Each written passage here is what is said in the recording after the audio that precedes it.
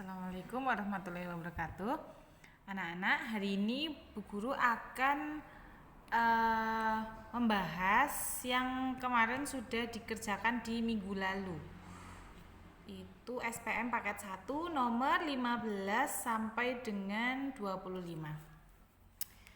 Ya, sebelumnya dibuka 16 ya. Sebelumnya dibuka dulu buku SPM-nya dan pekerjaannya kalian. Nanti kalian boleh sambil menyimak, boleh yang salah dicoret, terus nanti diberi yang betul di dalam kurung, terus nanti laporkan ke Bu Guru betulnya berapa ya. Kita mulai dari nomor 16. Ada teks prosedur. Andi akan berlibur ke Singapura pada saat liburan akhir semester nanti. Agar dapat pergi ke Singapura, Andi harus memiliki paspor. Untuk membuat paspor, pertama-tama Andi harus melakukan pendaftaran dan mengambil nomor antrean melalui aplikasi di ponsel. Andi pun meminta tolong kepada ibunya untuk mendaftar menggunakan aplikasi di ponsel. Setelah mendapat nomor pendaftaran dengan ditemani oleh ibunya, Andi pergi ke kantor imigrasi untuk membuat paspor. Ia datang ke kantor imigrasi sesuai tanggal yang tertera di aplikasi. Di kantor imigrasi, Andi masih harus melakukan beberapa tahapan lagi untuk mendapatkan paspornya. Andi diminta untuk mengisi formulir data diri dan melakukan tanya jawab singkat mengenai alasan pembuatan paspor. Setelah itu, Andi diminta untuk berfoto di kantor imigrasi. Foto tersebut akan digunakan sebagai foto paspor. Setelah melakukan seluruh prosedur dengan benar, Andi bisa mendapatkan paspornya dan dapat berlibur ke Singapura pada masa liburan nanti.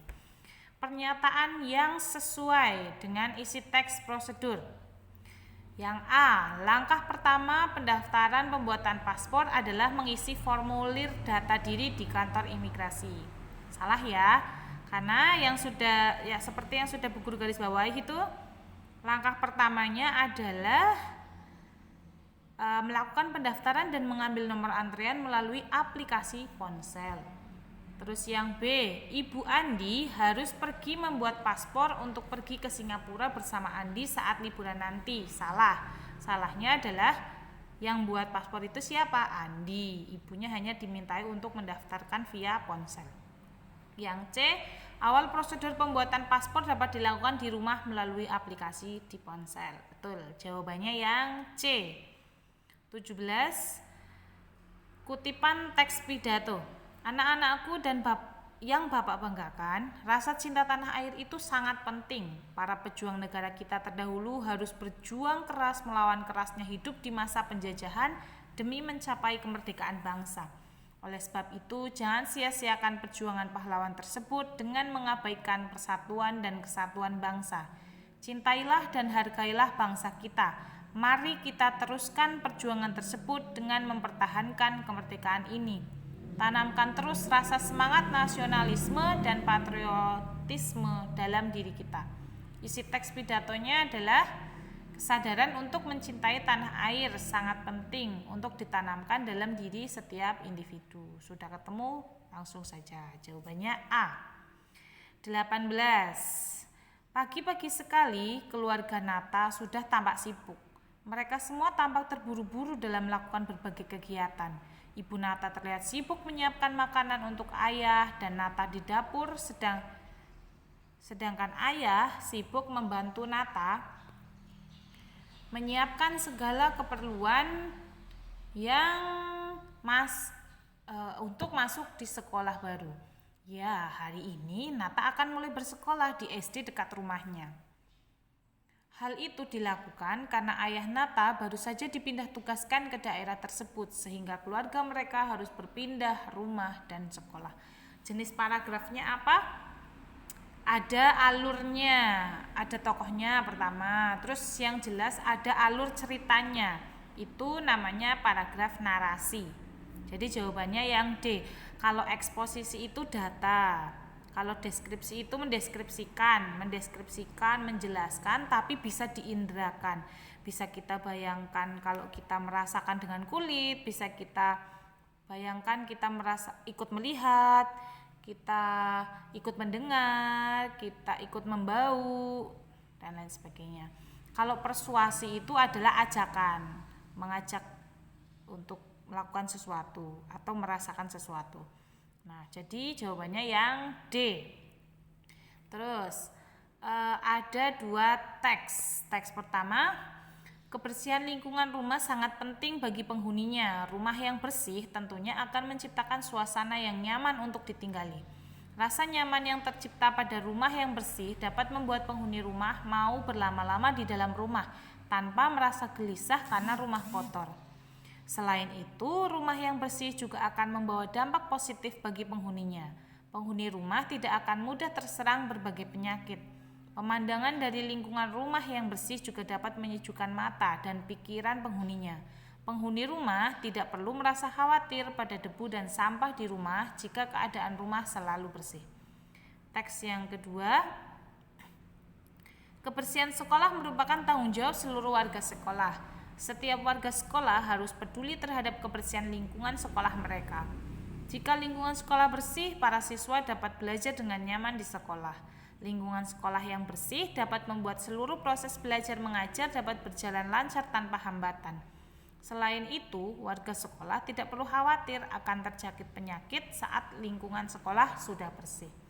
Pertanyaannya adalah persamaan kedua teksnya. Persamaannya adalah tentang menjaga kebersihan, tidak. Manfaat menjaga kebersihan, betul. Nomor 19 jawabannya yang B. Terus ada pantun. Pergi ke warung di ujung gang, di tengah jalan bertemu pedagang tahu, baca buku di waktu senggang, makin berilmu makin banyak tahu. Isi pantunnya adalah, isi pantun itu kita bisa langsung lihat di baris ketiga dan 4. Karena kalau pantun, baris ke-1 dan 2 itu sampiran, dan baris ketiga dan 4 adalah isinya. Jadi kalau ditanyakan isi, kita langsung lihat aja 3 dan 4 itu tentang apa. Terus beberapa ciri-ciri pantun. 1 bait terdiri dari 4 baris. Sajaknya AB-AB. Maksudnya sajaknya AB-AB. Baris yang pertama sama dengan baris yang ketiga belakangnya. Contohnya itu, belakangnya yang pertama kan gang. Nah, bunyinya sama dengan yang ketiga. Ketiga juga senggang. Nah, kan sama. Yang kedua sama dengan yang keempat. Tahu. Nah, itu sama-sama tahu tulisannya, tapi artinya berbeda ya. Kalau yang baris kedua tahu makanan, kalau yang baris keempat tulisannya tahu tapi bacanya tahu, itu artinya adalah mengetahui, memahami. Nah, isinya tentang apa? Baca buku di waktu senggang, makin berilmu makin banyak tahu. Yang A, bertemu pedagang tahu di ujung gang, salah. Nah, itu ada di baris ke-1, 2. Itu bukan isi, tapi sampiran. Di waktu luang sebaiknya pergi ke perpustakaan. Tidak ngomongin perpustakaan ya. Membaca buku itu kegiatan yang menyenangkan. Memang ngomongin membaca buku, tapi tidak sedang membicarakan tentang menyenangkan atau tidak. Rajin membaca membuat seseorang semakin pintar. Betul, jawabannya 20 yang D. Terus ada bacaan. Ada kalimat langsung. Diperhatikan penulisan kalimat langsung ya. Kalimat langsung itu ngomong secara langsung. Kutip, terus setelah kutip ada huruf kapital. Ngomong selesai ada tanda baca. Tanda bacanya apa? Misalkan tanya ya tanda baca tanya. Misalkan perintah, tanda bacanya seru. Kalau misalkan kalimat berita, tandanya titik. Ratna, mengapa kamu terlambat lagi? Maaf Bu, saya bangun kesiangan lagi. Kamu sudah beberapa kali terlambat. Peringatan terakhir ya, sebaiknya kamu tidak mengulanginya lagi. Baik Bu, saya berjanji tidak akan terlambat lagi.